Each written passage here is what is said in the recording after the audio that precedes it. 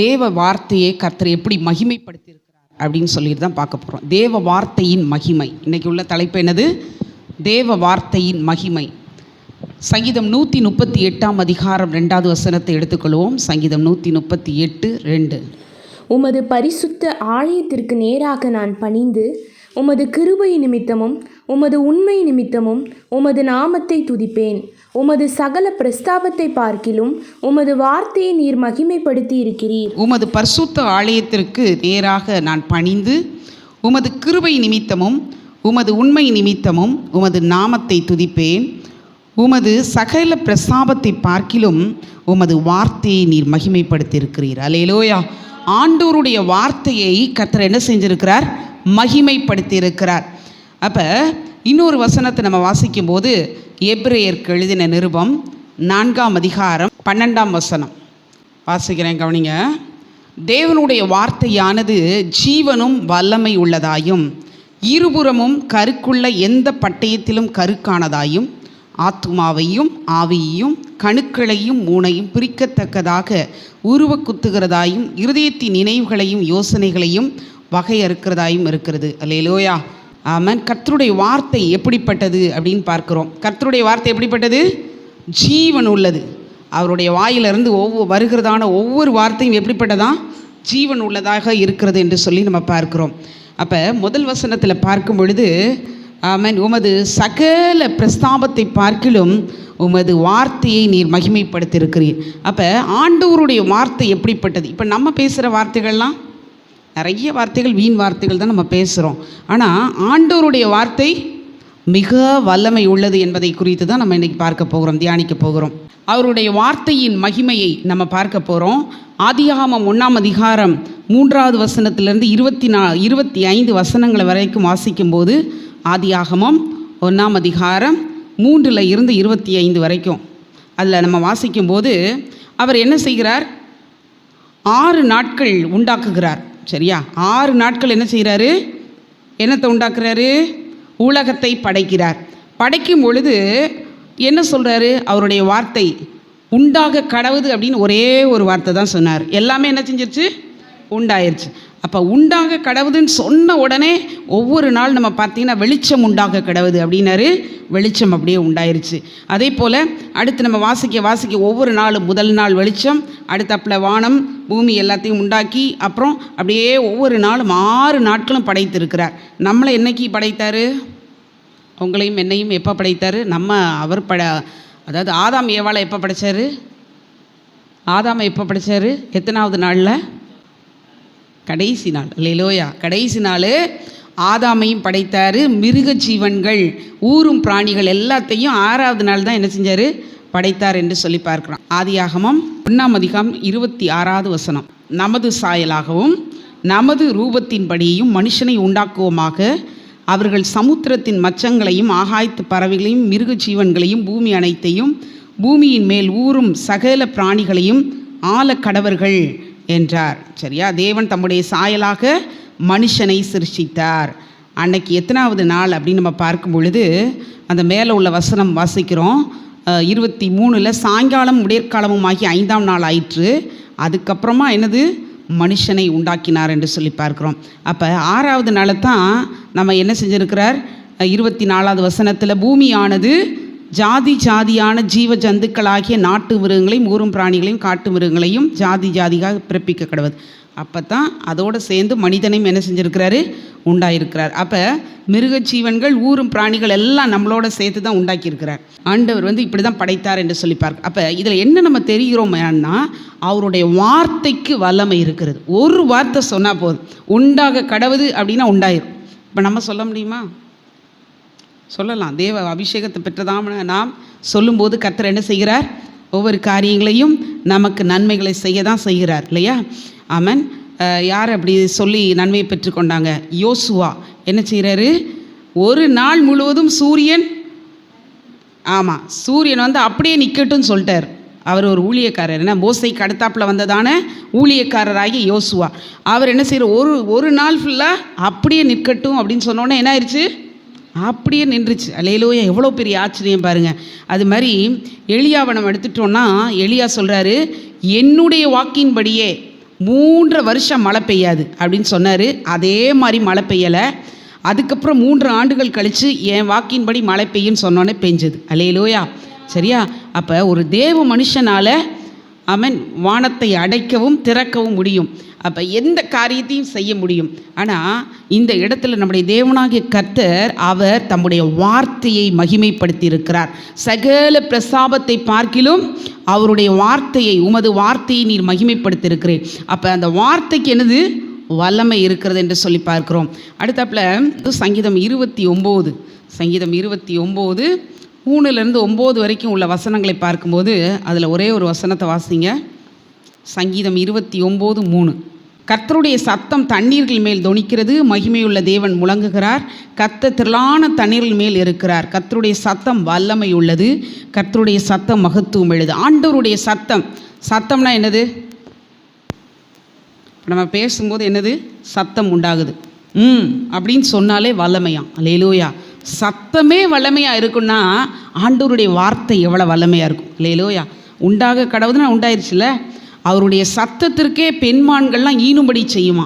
அப்போ அந்த சத்தத்துக்கே அவ்வளோ பவர் இருக்குமானால் ஆண்டவருடைய வார்த்தைக்கு, ஆண்டவர் சொல்லுகிற ஒவ்வொரு வார்த்தைக்கும் எப்படி இருக்குமா? பயங்கர பவர் உள்ளதாக இருக்கும் என்று சொல்லி வேதம் சொல்லுகிறது.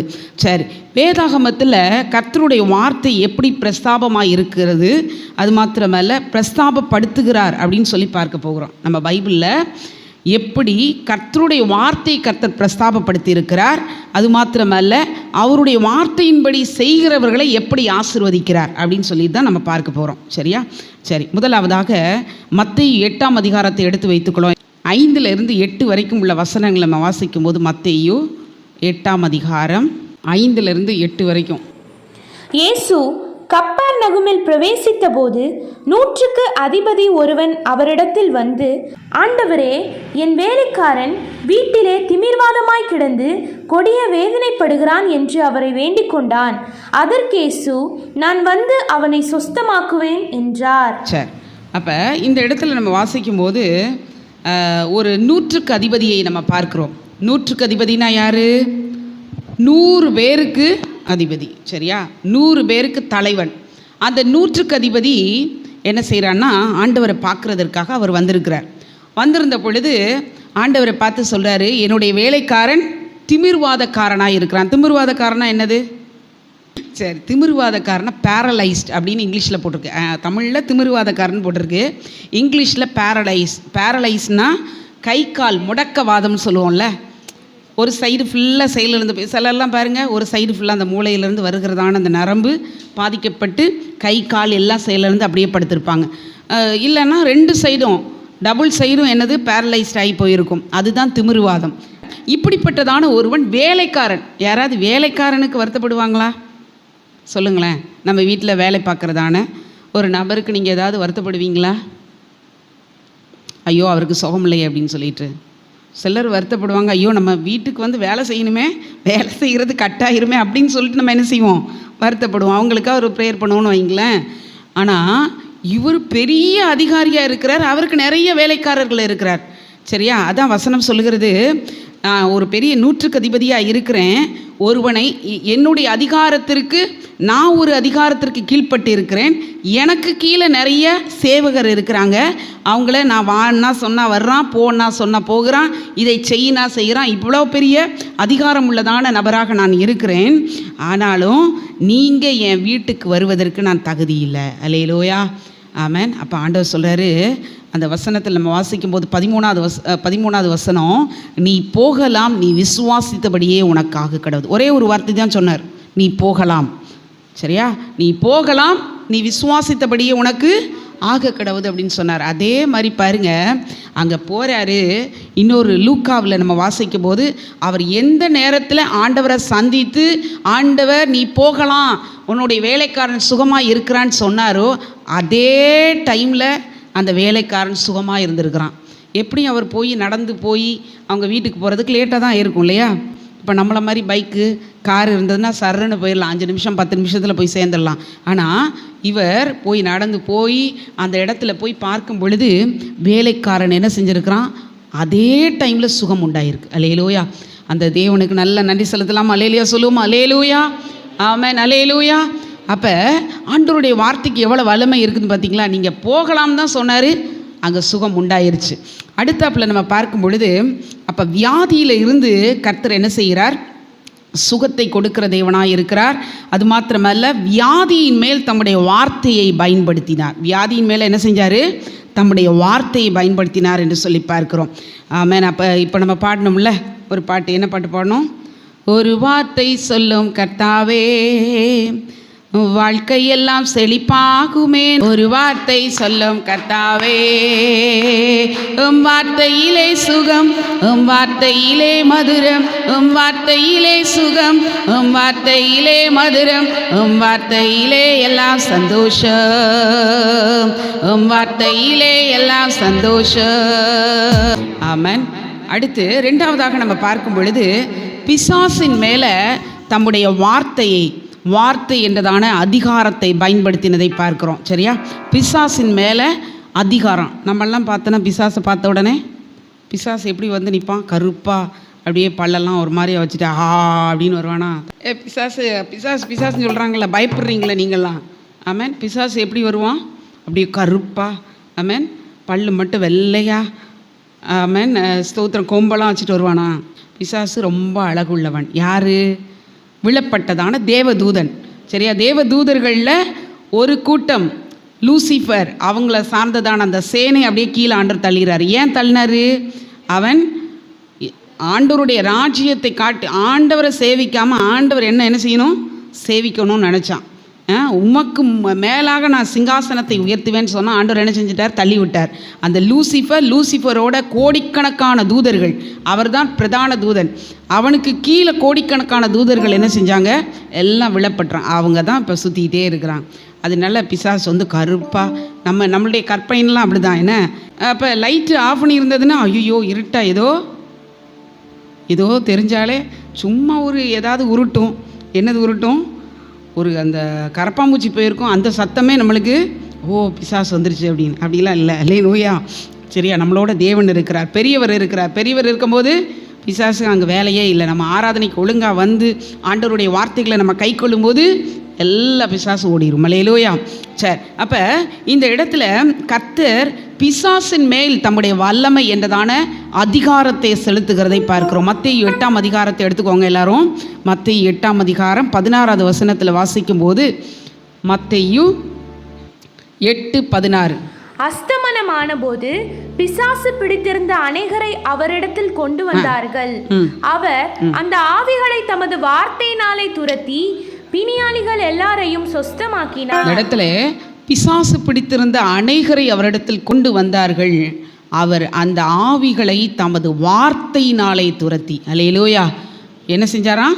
வார்த்தையினாலே துரத்தினாரா. அஸ்தமன நேரம்னா அந்த மாலை பொழுது, அப்படியே இருட்டாகிற டைம், அதை தான் அஸ்தமனம் நேரம் அப்படின்னு நம்ம சொல்கிறோம். அப்போ தம்முடைய வார்த்தையினாலே துரத்தி பிணியாளிகள் எல்லாரையும் சொஸ்தமாக்கினார். ஏசப்பாட்ட வந்தவங்கெல்லாம் சும்மாவே போகலை. அற்புதத்துக்காக வந்த எல்லாரையும் ஒரே வார்த்தை தான் சொன்னார், நீ போகலாம் அப்படின்னு சொன்னார். சுகம் கிடைச்சது.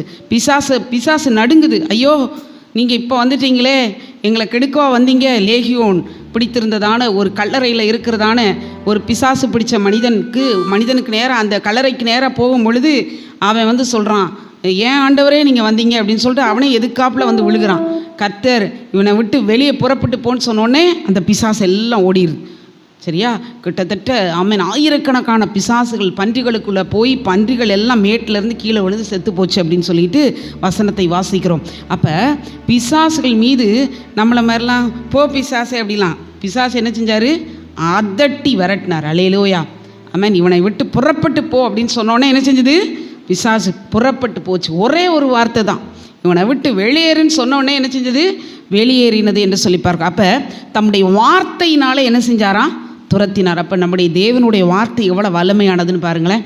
சத்தமே வல்லமையானதுன்னா அவருடைய வார்த்தை ரொம்ப பவர்ஃபுல்லானது. சத்தம்னா நான் சொன்னேன், லைட்டாக ஒரு ஏதாவது ஒன்று டம்முன்னு போட்டோம்னா அது ஒரு சத்தம், இல்லைன்னா அப்படின்னு நம்ம ஒன்று சொன்னோம்னா அது ஒரு சத்தம்.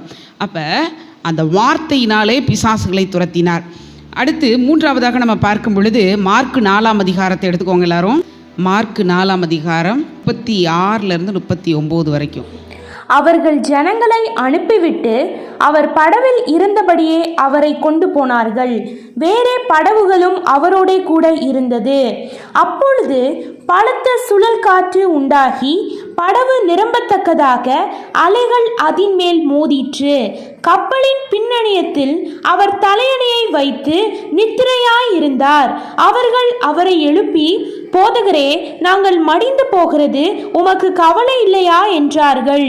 அவர் எழுந்து காற்றை அதட்டி கடலை பார்த்து, இறையாதே, அமைதலாயிரு என்றார். அப்பொழுது காற்று நின்று போய் மிகுந்த அமைதல் உண்டாயிற்று. அவர் எழுந்து காற்றை அதட்டி, அல்லேலூயா, ஒரே ஒரு வார்த்தை தான், அல்லேலூயா, அதற்றார். இறையாதே, அமைதலாயிரு, 2 வார்த்தை சொல்றார் இல்லையா? அவர் வார்த்தையில் பவர் இருக்குன்னு சொன்னேன். அவர் எழும்பி என்ன செஞ்சாராம்? காற்றை பார்த்து அதட்டி இறையாதே, அமைதலாயிரு, அல்லேலூயா, அவ்வளோதான் சொன்னார். அப்படியே அமைதியாயிருச்சு, அல்லேலூயா. இவங்க சீஷர்கள் எல்லாம் படகுக்குள்ளே இருந்துட்டு, ஐயோ நாங்கள் மடிந்து போகிறோமே அப்படின்னு சொல்லிட்டு இயேசுவை போய் எழுப்புறார். இயேசு கொஞ்சம் நித்திரையாக இருக்கிறார். அவருக்கும் டயர்டாயிருச்சு. நைட்டெல்லாம் ஜெபிப்பார், பகலெல்லாம் ஊழியம் செய்வார். கொஞ்சம் டயர்டாயிருச்சு. அவர் வாட்டு கொஞ்சம் படுத்துட்டார். ஆனால் இங்கே நடக்கிற காரியம், அலைகள்லாம் பயங்கரமாக, படவே அமிழத்தக்கதான அலைகள். அப்படி அந்த படகு அமிழத்தக்கதாக இருக்கும் பொழுது ஆண்டவர் எழும்புறார். எழும்பி காற்றை அதட்டி, அல்லேலூயா, சரியா? ஆமாம், நமக்கு எதிராக வருகிற பிரச்சனைகளை பார்த்து அதட்டணும், பயந்துடக்கூடாது, அல்லேலூயா. ஆமாம், எல்லாம் என்னை விட்டு புறப்பட்டு போ அப்படின்னா புறப்பட்டு போ, உன்னுடைய கிரியைகளை எடுத்துக்கொண்டு அப்படின்னு சொல்லிட்டு ஜெபம் பண்ணுவாங்க. அந்த வார்த்தை நல்ல ஒரு வார்த்தையாக இருந்த மாதிரி இருக்கும். ஆமாம், அப்போ பிசாசை பார்த்து அப்படி தான் சூழ்நிலைகள், நமக்கு எதிராக வருகிற சூழ்நிலைகள்லாம் பார்த்து நம்ம என்ன செய்யணும்? புறப்பட்டு போ அப்படின்னா அது வெளியே போகும், அல்லேலூயா, சரியா? அப்போ ஆண்டவர் என்ன செய்கிறாரு? காற்றை பார்த்து அதட்டி இறையாதே அப்படின்னு சொல்லிட்டு ஒரே ஒரு வார்த்தை சொன்ன உடனே அது அமைதலாயிற்று. பிள்ளைகளை பார்த்து பெற்றோர் என்ன செய்கிறாங்க? ஒரு சத்தம் போட்ட உடனே அமைதியாயிரு. ஆசிரியர்கள் பிள்ளைகளை பார்த்து ஒரு சத்தம் போட்ட உடனே என்ன செஞ்சிடறாங்க? சத்தம் போடாதீங்கன்னு அது வரைக்கும் கச்ச கச்ச கச்சன்னு பேசிகிட்டு இருப்பாங்க. டீச்சர் உள்ளே வந்த உடனே, கிளாஸ் ரூமுக்குள்ளே வந்த உடனே அமைதியாயிருவாங்க இல்லையா? அப்போ ஒரு அதட்டில் என்ன செஞ்சிடறாங்க? பிள்ளைங்க அமைதியாயிடுறாங்க. அதே மாதிரி ஸ்தோத்திரம், ஆண்டவர் ஒரே ஒரு வார்த்தை சொன்னார், காற்று அப்படியே நின்று. இயற்கையை பாருங்களேன், அல்லேலூயா, எல்லாம் அவர் படைத்தது, அதனால அவர் சொல்கிறதெல்லாம் கேட்குது. நம்மை படைத்தது யார் தான்? தேவன் தான். ஆனால் நம்ம கேட்குறோமா? ஆலய ஆராதனைக்கு டைமுக்கு வரணும், ஞாயிற்றுக்கிழமை தோறும் வரணும் அப்படின்லாம் நம்ம தேவன் நமக்கு எழுதி கொடுத்ததான பிரமாணம் இருக்குது. ஆனால் வர்றோமா? வந்துடணும், அல்லேலூயா. ஒரு தீர்மானம் எடுக்கணும், நான் வருவேன் அப்படின்னு சொல்லிட்டு தீர்மானம் எடுத்து நம்ம என்ன செஞ்சிடணும்? தொடர்ந்து வந்துடணும். கர்த்தர் நமக்கு உதவி செய்வாராக. சரி, அடுத்தாப்பில் பார்த்தா லூக்கா 7ஆம் அதிகாரம் 11லேருந்து 14 வரைக்கும் நம்ம வாசிக்கும்போது அதில் 14வது வசனம் மிகவும் முக்கியமான ஒரு வசனமாக இருக்கிறது. ஆண்டவர் ஒரே ஒரு வார்த்தை சொல்லுகிறார். லூக்கா 7ஆம் அதிகாரம் 11லேருந்து 14 உள்ள சம்பவங்களை நம்ம கேட்க போகிறோம். அதில் 14வது வசனம், அவர் கிட்ட வந்து பாடையை தொட்டார், அதை சுமந்தவர்கள் நின்றார்கள். அப்பொழுது அவர், வாலிபனே எழுந்திரு என்று நான் உனக்கு சொல்லுகிறேன். அல்லேலூயா, சரியா? ஒரு மரித்த வாலிபனை அடக்கம் செய்வதற்காக ஒரு அடக்க ஆராதனை நடந்து போய்கிட்டு இருக்குது, ஒரு ஊர்வலமாக போய்கிட்டு இருக்குது.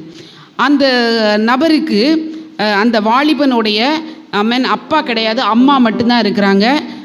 அவங்களுடைய நிலைமை எப்படி இருந்திருக்கு யோசிச்சு பாருங்களேன். ஒரே ஒரு பையன், அவனும் இறந்துட்டான். இப்போ கணவர் இல்லை, அவங்க ஒரு விதவை, அவங்களுடைய வாழ்க்கை அடுத்து கேள்விக்குறியாக இருக்கும் இல்லையா? அப்போ இயேசு அந்த வழியை வர்றார். வந்த உடனே அதை பார்த்த உடனே நம்மனா என்ன செஞ்சிருவோம்? ஐயோ சவம் போகுது, நம்ம என்ன செய்யணும்? தனியாக நின்றுக்கிடுவோம் அப்படின்னு சொல்லிட்டு நம்ம ஒதுங்கி நின்றுக்கிடுவோம். ஆனால் இயேசு எதிர போய் அந்த பாடையை தொட்டார். அல்லேலூயா. பாடையை தொட்டு என்ன செஞ்சார்? எழுந்திரு வாலிபனே, எழுந்திருன்னு சொன்ன உடனே என்ன எழும்பிட்டான்? எழும்பி உட்காந்துட்டான். அவனை உயிருள்ளவனாக கர்த்தர் என்ன செஞ்சாராம்? உயிருள்ளவனாக அவங்க தாயிட்ட கொடுத்துட்டாங்களாம், ஒப்படைத்தார் என்று சொல்லி பார்க்கிறோம். அப்போ ஸ்தோத்திரம், ஆண்டவர் எப்படி பாருங்க, மரித்தவன் மேல் தம்முடைய வார்த்தையை பயன்படுத்தினார். அல்லேலூயா. மரித்தவன் மேல் தம்முடைய வார்த்தையை பயன்படுத்தினார். நாம் அதுக்கு முன்னாடி சொன்னேன், பிசாசின் மேல் தம்முடைய வார்த்தை என்றதான அதிகாரத்தை பயன்படுத்தினார் என்று சொல்லி. அடுத்து மரித்தவன் மேல் தம்முடைய வார்த்தையை அவர் பயன்படுத்தினார் என்று சொல்லி பார்க்கிறோம். அப்போ நம்மெல்லாம் எங்கேயும் போகணும்னா என்ன செய்யணும்? ஆமாம், அவருடைய வார்த்தை என்ற அதிகாரத்தை என்ன செய்யணும்? பயன்படுத்தணும். எத்தனை பேரை உயிரோடு நம்ம எழுப்பியிருக்கிறோம்? இயேசுலாம் போனால் உயிரோடு எழுப்பிடுவார். எத்தனை பேரை உயிரோடு எழுப்பினார்? 4 பேர். சரியா? ஒரு வாலிபன், ஒரு மகள், லாசரு, இப்படி 4 பேர் ஆண்டவர் என்ன செஞ்சார்? உயிரோடு எழுப்பினார் என்று சொல்லி பார்க்குறோம். அப்போ ஆண்டவர் எங்கே போனாலும் மரித்தவர்களை பார்த்தா உயிரோடு எழுப்பிடுவார். ஒரு வார்த்தை போதும். அல்லேலூயா. சரியா? அப்போ மரித்தவன் மேல் தம்முடைய வார்த்தையை பயன்படுத்தினார். 5வதாக நம்ம பார்க்கும் பொழுது லூக்கா 17ஆம் அதிகாரம் 11லேருந்து 14 வரைக்கும் நம்ம வாசிக்கும் போது அந்த இடத்துல ஒரு அற்புதம் நடக்கிறதை பார்க்கிறோம். பின்பு அவர் எருசலேமுக்கு பிரயாணம் பண்ணுகையில் அவர் சமாரியா கலிலேயா என்னும் நாடுகளின் வழியாக நடந்து போனார். அவர் ஒரு கிராமத்தில் பிரவேசித்த போது குஷ்டரோகமுள்ள மனுஷர் 10 பேர் அவருக்கு எதிராக வந்து தூரத்திலே நின்று, இயேசு ஐயரே, எங்களுக்கு இரங்கும் என்று சத்தமிட்டார்கள்.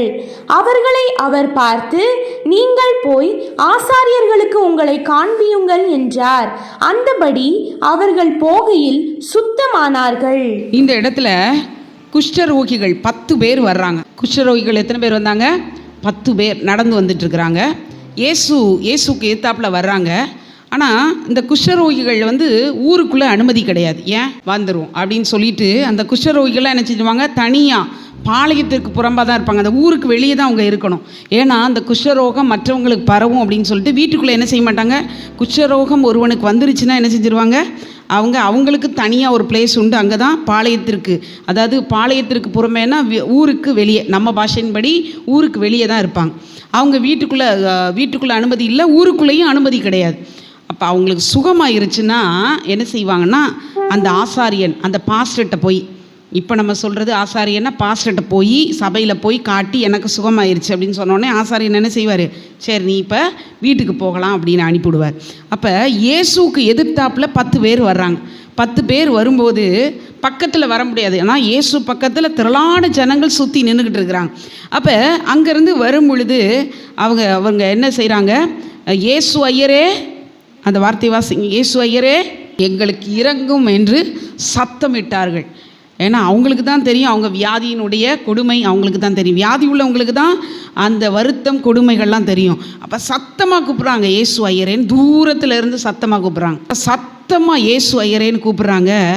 ஆண்டவர் சொல்கிறார் பாருங்க, அதில் அந்தப்படி அவர்கள் போகையில் சுத்தமானார்கள். அல்லேலூயா. ஆண்டவர் சொல்கிறாரு, நீங்கள் உங்களை ஆசாரியர்களுக்கு காண்பியுங்கள். 14வது வசனம், நீங்கள் போய் ஆசாரியர்களுக்கு உங்களை காண்பீங்கள். இப்போ வந்து சுகம் உண்டாகலை. நல்லா கவனிச்சுக்கோங்க இந்த வார்த்தையை. இப்போ அவங்களுக்கு சுகம் உண்டாகலை. ஆனால் கர்த்தர் சொல்கிறாரு, நீங்கள் போய் ஆசாரியர்கள்ட்ட நான் என்ன சொன்னேன்? சுகம் உண்டானதான் ஆசாரிகள்கிட்ட போய் பாஸ்டர்கிட்ட போய் காட்டிட்டு வீட்டுக்கு போகணுன்னு சொன்னேன். ஆனால் கர்த்தர் சொல்கிறார், நீங்கள் இப்போ போய் ஆசாரிகள்கிட்ட காட்டுங்கன்னு சொல்கிறார். ஆனால் சுகம் கிடைக்கல. அவங்க நடந்து போகும்போதே சுகம் உண்டாகுது. அல்லேலூயா. நல்ல கரங்களை தட்டி ஆமென், கர்த்தருடைய நாமத்தை மகிமைப்படுத்துவோம். அவருடைய வார்த்தைக்கு எவ்வளோ மகிமை இருக்குதுன்னு பாருங்கள். அல்லேலூயா. கர்த்தருடைய வார்த்தைக்கு அவ்வளோ வல்லமை இருக்கிறது. அப்போ அவங்க கேட்டுட்டு அவங்க விசுவாசத்தோடு புறப்பட்டு என்ன செய்கிறாங்க? போகிறாங்க. போகும்போதே சுகம் உண்டாகுது. அதில் 10 பேரில் எல்லாரும் பார்க்குறாங்க சுகம் உண்டாயிடுச்சு. அதில் ஒருத்தர் மட்டும் ஓடி வந்து உரத்த சத்தமாக ஆண்டவருக்கு நன்றி செலுத்துகிறான். அல்லேலூயா. அநேக நேரங்களில் அற்புதங்கள்லாம் வாங்கிட்டு என்ன செஞ்சிடறோம்?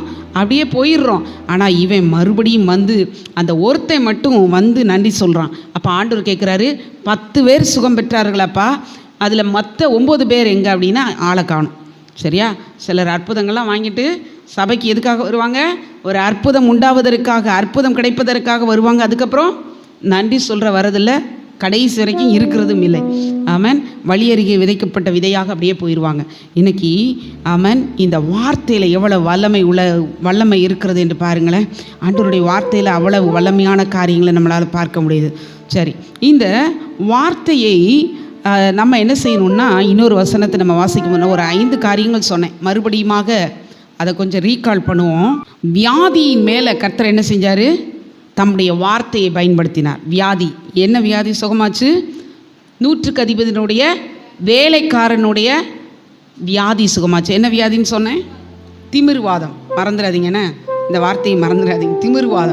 திமிர்வாதக்காரனுக்கு கர்த்தர் சுகத்தை கொடுத்தார். 2வதாக பிசாசின் மேல் தம்முடைய வார்த்தை என்ன செஞ்சார்? அதிகாரப்படுத்தினார். பிசாசு மேலே என்ன அதிகாரம் பண்ணார்? ஒரே ஒரு வார்த்தை சொன்னார், புறப்பட்டு போ அப்படின்னா அது வாட்டு என்ன செஞ்சது? வெளியேறினது என்று பார்க்கிறோம். மூன்றாவதாக இயற்கையில் தம்முடைய வார்த்தையை பயன்படுத்தினார். என்ன இயற்கை?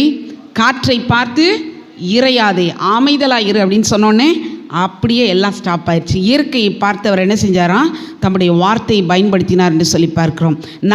நாலாவதாக மரித்தவன் மேல் தம்முடைய வார்த்தையை பயன்படுத்தினார். சரியா? மரித்து போயிருந்ததான அந்த நபர் மேலே வார்த்தையை பயன்படுத்தினார். ஐந்தாவதாக குஷ்டரோகி, அவன் மேலே, வியாதியின் மேல் தம்முடைய வார்த்தையை பயன்படுத்தினார். யாராலையும் சுகம் கொடுக்க முடியாது. குஷ்டரோகிக்கு ஏதாவது மருந்து இருக்குதா?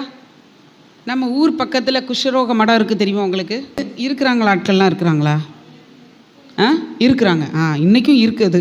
அதுக்கு மருந்தே கிடையாது. நிறைய வியாதிகளுக்கு, கொள்ளை நோய், அதுக்கு மருந்தே கிடையாது. அப்போ அந்த குஷ்டரோகத்திற்கு மருந்தே கிடையாது. கர்த்தர் தம்முடைய வார்த்தையினால் சுகப்படுத்துகிறார். அல்லேலூயா. நீ போய் ஆசாரன்ட்ட காட்டுன்னு சொல்கிறாரு. அவ்வளோதான் சொன்னார். பக்கத்தில் வர வச்சு தொடவோ இல்லை ஜெபிக்கவோ ஒன்றும் சொன்ன மாதிரி இல்லை. புறப்பட்டு போ, நீ ஆசாரன்ட்ட காட்டுன்னு சொன்னார். நடக்கும்போதே அற்புதம் நடக்குது. அல்லேலூயா. சரி, அப்போ 5 காரியங்களை நம்ம பார்த்தோம். ஆண்டவருடைய வார்த்தை எப்படியெல்லாம் அற்புதத்தை கொண்டு வந்தது என்று சொல்லி. சரி, கடைசியாக இந்த வார்த்தையை நம்முடைய வாழ்க்கையில் அப்ளை பண்ணும்போது, சரியா, அவருடைய வார்த்தையை பிடிச்சுக்கிடணும். சரியா? வசனம் என்ன சொல்கிறது? முதல் வசனத்தை நம்ம வாசிக்கிறோம்.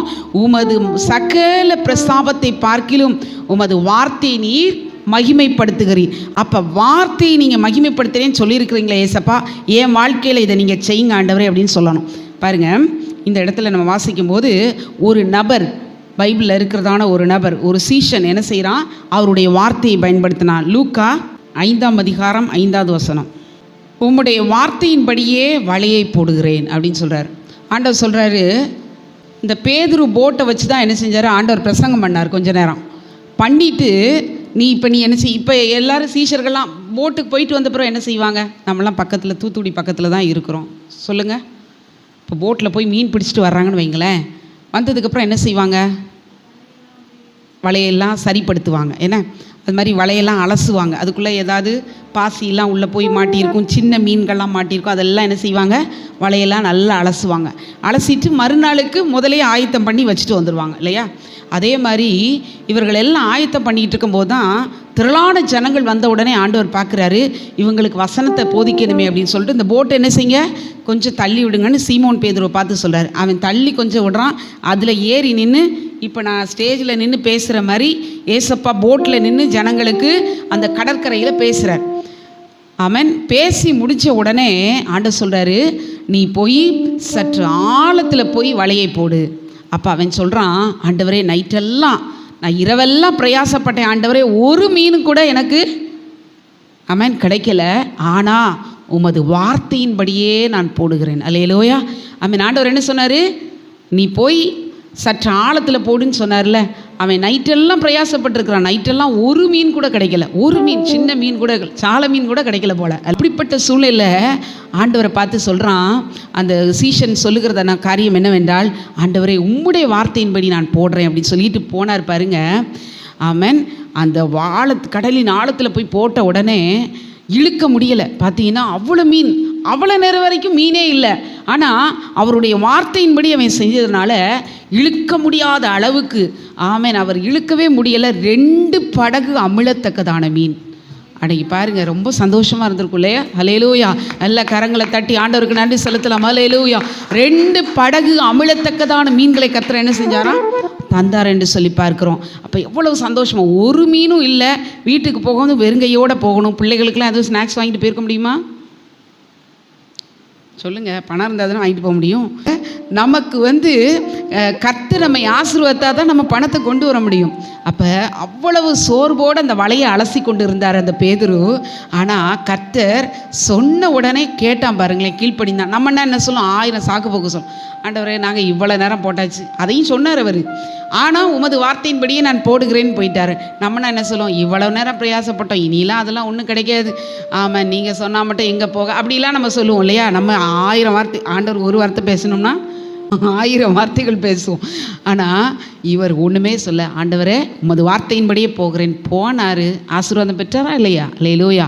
அப்போ இந்த அவருடைய வார்த்தையை அப்ளை பண்ணி நமக்கு வாக்குத்தத்தங்களாம் கர்த்தர் கொடுத்துருக்கிறார். இதெல்லாம் சொல்லி சொல்லி ஜெபம், ஆண்டவரே நீங்கள் இப்படி சொல்லியிருக்கிறீங்களே, உங்களுடைய வார்த்தையை நீங்கள் மகிமைப்படுத்துவேன்னு சொல்லியிருக்கிறீங்களே, உங்களுடைய வார்த்தை இப்படி சொல்லுதே அப்படின்னு சொல்லிட்டு நம்ம சொல்ல சொல்ல சொல்ல சொல்ல கர்த்தர் என்ன செய்வார்? அந்த வார்த்தையின் மூலமாய் தம்முடைய பிள்ளைகளை அவர் என்ன செய்வார்? மகிமைப்படுத்துவார், அவர்களை ஆசீர்வதிப்பார். அப்போ பேதுரு மாதிரி நாமளும் என்ன செய்யணும்? ஆண்டவருடைய வார்த்தையை பிடித்து கொண்டு நம்ம ஜெபிக்கும் போது கர்த்தர் என்ன செய்வார்? நமக்கு நன்மையான எல்லா காரியங்களையும் செய்வார். நன்மையான எந்த ஈவும் பூரணமான எந்த வரமும் ஜோதிகளின் பிதாவினிடத்திலிருந்து இறங்கி வருகிறது என்று வேதம் சொல்கிறது. இன்னைக்கு பரத்தில் இருந்து நமக்கு என்னது வருதா? ஒத்தாசை வருகிறது. எனக்கு ஒத்தாசை வரும் பர்வதங்களுக்கு நேராக என்னுடைய கண்களை ஏறெடுக்கிறேன், வானத்தையும் பூமியும் உண்டாக்கினவரிடத்திலிருந்து எனக்கு ஒத்தாசை வரும் என்று வேதத்தில் வாசிக்கிறோம். சங்கீதம் 121:1-2 வசனங்களை. அப்போ இன்னைக்கு நமக்கு ஆசீர்வாதம் வேணும்னா அவருடைய வார்த்தை. ஆமென். எல்லாம் தூக்கி காட்டுங்க, உங்கள் வேத வசனத்தை, பைபிளை தூக்கி காட்டுங்க. இந்த வார்த்தையை கைக்கொண்டு, இந்த வார்த்தையில் சொல்லப்பட்ட வார்த்தைகளை நம்ம கவனித்து இதன்படி நம்ம செய்வோமானால் உங்கள் வாழ்க்கையில் பெரிய ஆசீர்வாதம் உண்டு. அல்லேலூயா. ஏன்னா அவருடைய வார்த்தையை ஆண்டவர் மகிமைப்படுத்தியிருக்கிறார். அப்படியே